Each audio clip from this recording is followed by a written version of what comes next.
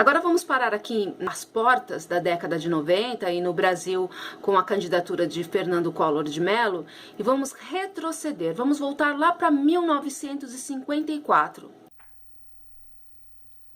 Getúlio Vargas, defensor do nacionalismo econômico, considerava que o capital estrangeiro estava associado a interesses que poderiam ser incompatíveis com as aspirações nacionais, criando uma situação de dependência que considerava incompatível com o progresso do país.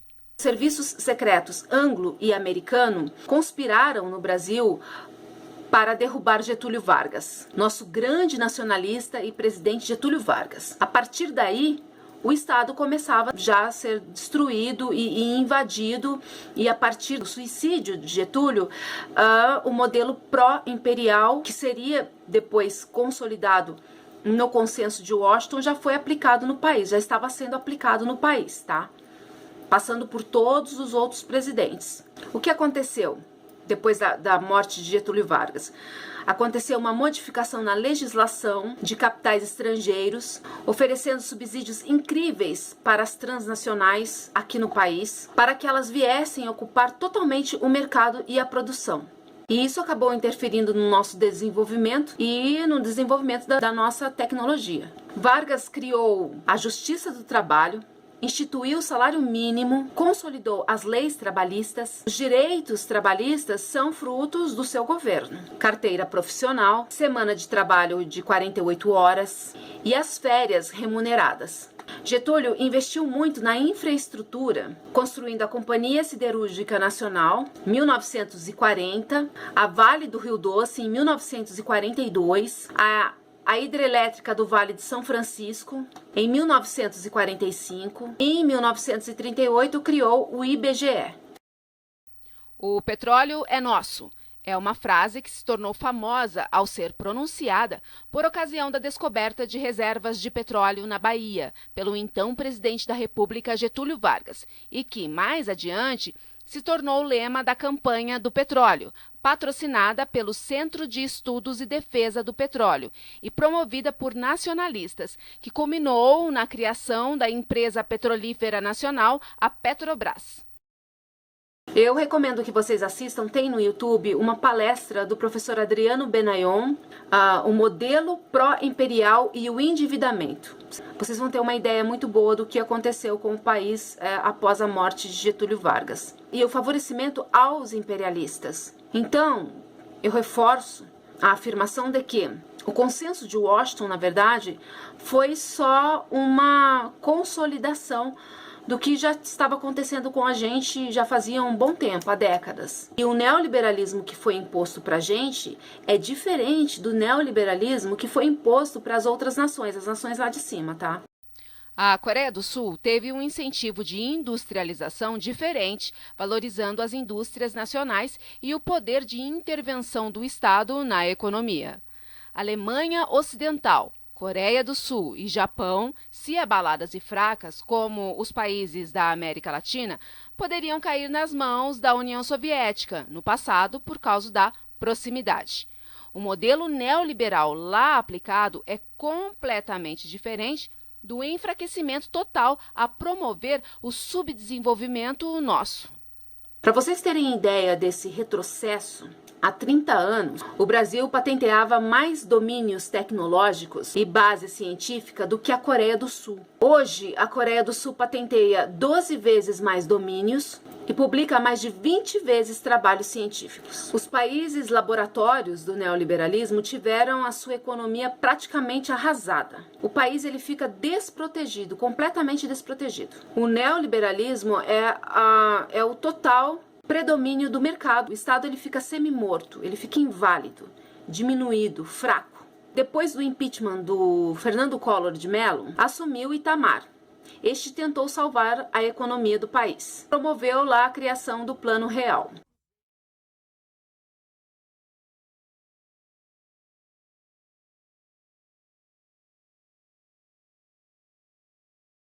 Ele não sabe.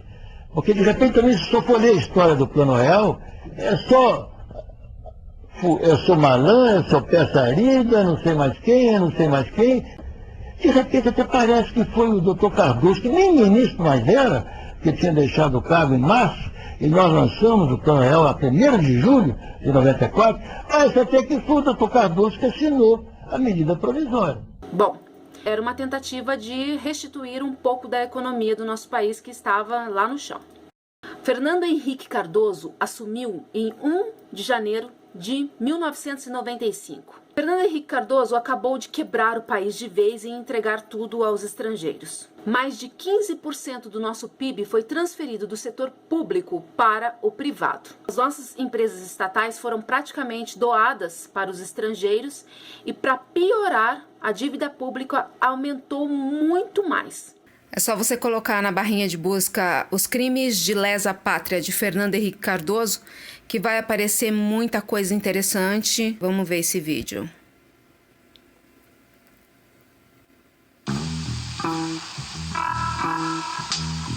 Muito grande aqui a gente vê estudantes com um pedaço de pau aqui reagindo. O primeiro grande tumulto do dia aqui do lado de fora da Bolsa de Valores. Em Brasília, o presidente Fernando Henrique Cardoso passou um dia acompanhando a disputa judicial em torno da privatização da Companhia Vale do Rio Doce. Paus, pedras, socos, bombas de gás, cacetetes, escudos. Maior produtora de minério de ferro do mundo, com jazidas suficientes para 400 anos. Para o governo, as liminares contra a privatização da Vale são ilegítimas. Não é segredo de ninguém que eu não tenho nenhuma simpatia pelo governo de Fernando Henrique Cardoso, pelo PSDB, enfim. Mas, se vocês acharem que eu estou sendo, de repente, exagerada em dizer que Fernando Henrique Cardoso acabou com o país de vez, façam uma pesquisa sobre a dilapidação do Estado no governo de Fernando Henrique Cardoso. É lógico que a culpa da nossa desgraça toda não é só de Fernando Henrique Cardoso. Ele foi um fantoche, ele foi um presidente entreguista, ele foi pérfido. Mas a desgraça toda não é culpa dele. Ele faz parte do grupo de vendilhões, de traidores, entreguistas, venais. No começo da década de 2000, o tabuleiro de xadrez geopolítico teve grandes duas jogadas. Só que dessa vez teve uma jogada dos Estados Unidos e também do outro lado, da Rússia e da China. Do lado dos imperialistas, os Estados Unidos forjou o ataque às Torres Gêmeas do World Trade Center, que o famigerado, conhecido 11 de setembro. Que o ataque de 11 de setembro foi um trabalho interno de falsa bandeira, já não é mais teoria da conspiração. Houveram grandes contradições levantadas por cientistas e acabou, por fim, a gente vendo que os grandes beneficiários dos ataques às Torres Gêmeas foram mesmo todo esse sistema ligado aos Estados Unidos. Perguntem o motivo das câmeras que mostravam o avião que atingiu o Pentágono terem sido confiscadas pelo FBI e nunca terem sido divulgadas. Por quê?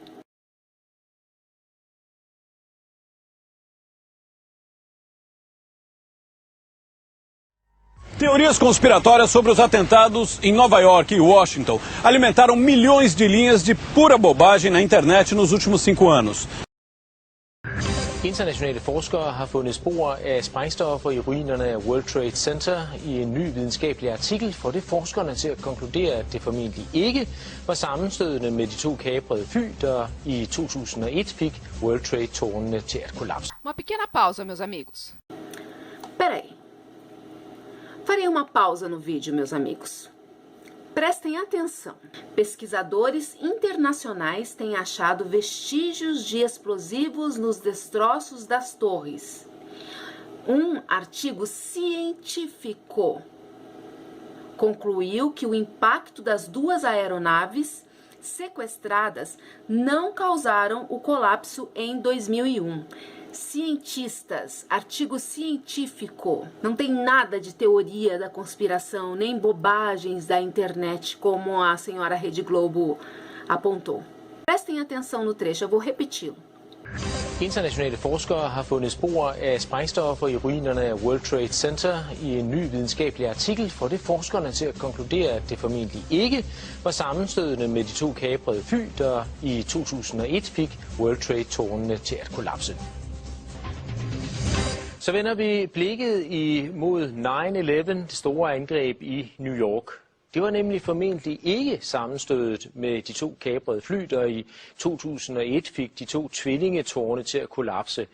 Det konkluderer i hvert fald en netop offentliggjort videnskabelig artikel. Internationale forskere har gjort fund af sprængstoffet nanotermit i ruinerne af de sammenstyrtede tårne, og sprængstoffet kan ikke stamme fra de 2 fly. Tværtimod tyder undersøgelserne på, at det formentlig i forvejen var anbragt i bygningerne, og der er altså tale om flere tons sprængstof. Observe cuidadosamente o colapso. Reparem nas projeções de cimento que aparecem nas faces do edifício. No jargão da demolição, estas projeções são chamadas vapores de explosão.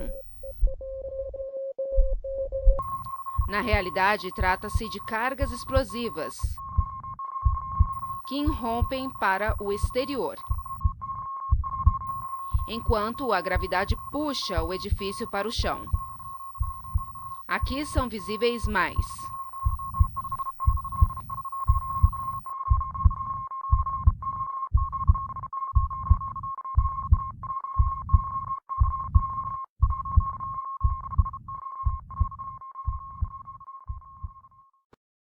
Wesley Clark disse ter ido ao Pentágono 9 dias depois do ataque às Torres Gêmeas. Ele diz ter visto o secretário Rumsfeld e, ao conversar com um general, este teria confidenciado que eles iriam para a guerra no Iraque. Isso foi por volta do dia 20, segundo Wesley Clark, depois do ataque das Torres Gêmeas. Então ele questionou: estamos indo para uma guerra no Iraque? Por quê? E o general teria respondido: não sei. Mais tarde, Wesley Clark teria reencontrado esse general e este teria lhe contado. And I said, are we still going to war with Iraq? And he said, oh, it's worse than that. He said, he reached over on his desk, he picked up a piece of paper, and he said, I just got this down from upstairs, meaning the Secretary of Defense's office today, and he said, this is a memo that describes how we're going to take out 7 countries in 5 years, starting with Iraq and then Syria, Lebanon, Libya, Somalia, Sudan, and finishing off Iran. Agora, a outra movimentação geopolítica da década de 2000 foi o nosso BRICS, a partir de 2001. Vamos procurar informações sobre o bloco BRICS na internet. Vamos aqui nesse site, Brasil Escola. Mecanismo formado por países chamados emergentes, o BRICS possui um grande peso econômico e político e pode desafiar as grandes potências mundiais. O BRICS é um agrupamento econômico atualmente composto por 5 países: Brasil, Rússia, Índia, China e África do Sul. Não se trata de um bloco econômico ou uma instituição internacional, mas de um mecanismo internacional na forma de um agrupamento informal, ou seja, não registrado burocraticamente com estatuto e carta de princípios. Em 2001, o economista Jim O'Neill formou a expressão BRICS com um S minúsculo no final para designar o plural BRIC, utilizando as iniciais dos 4 países considerados emergentes, que possuem potencial econômico para superar as grandes potências mundiais em um período de no máximo 50 anos.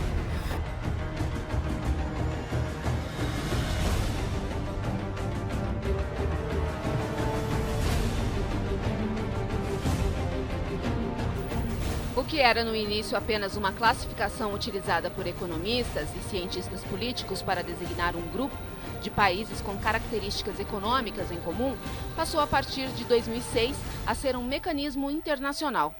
Isso porque Brasil, Rússia, Índia e China decidiram dar um caráter diplomático a essa expressão na 61ª Assembleia Geral das Nações Unidas, o que propiciou a realização de ações econômicas coletivas por parte desses países. bem como uma maior comunicação entre eles. A partir do ano de 2011, a África do Sul também foi oficialmente incorporada ao BRIC, que passou então a se chamar BRICS, com S maiúsculo no final para designar o ingresso do novo membro. O S vem do nome do país em inglês. Atualmente, os BRICS são detentores de mais de 21% do PIB mundial, formando o grupo de países que mais crescem no planeta. Além disso, representam 42% da população mundial, 45% da força de trabalho e o maior poder de consumo do mundo. Destacam-se também pela abundância de suas riquezas nacionais e as condições favoráveis que atualmente apresentam para explorá-las. BRICS desafiam a ordem econômica internacional. Durante a quinta cúpula dos BRICS, em 27 de março de 2013, os países do eixo decidiram pela criação de um banco internacional do grupo, o que desagradou profundamente os Estados Unidos e a Inglaterra, países responsáveis pelo FMI e Banco Mundial, respectivamente. A decisão sobre o Banco do BRICS ainda não foi oficializada, mas deve se concretizar nos próximos anos. A ideia é fomentar e garantir o desenvolvimento da economia dos países membros do BRICS e de demais nações subdesenvolvidas ou em desenvolvimento. Outra medida que também não agradou os Estados Unidos e o Reino Unido foi a criação de um contingente de reserva no valor de 100 bilhões de dólares. Tal medida foi tomada com o objetivo de garantir a estabilidade econômica dos 5 países que fazem parte do grupo. Com essas decisões, é possível perceber a importância econômica e política desse grupo, assim como também é possível vislumbrar a emergência de uma rivalidade entre o BRICS, os Estados Unidos e a União Europeia.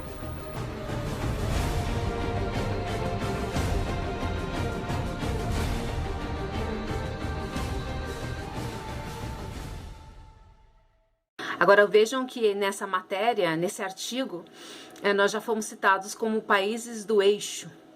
Logo, logo nós seremos considerados como os párias internacionais. Não é de se duvidar, né? Fala sério. Agora sobre o Banco do BRICS, eu tenho uma atualização para fazer. No artigo diz que até então não teria sido oficializado, não é? Mas líderes do Brasil, da Rússia, da China, da Índia, dos países membros do BRICS se reuniram na Rússia e oficializaram a criação do Banco de Desenvolvimento, ou Banco do BRICS.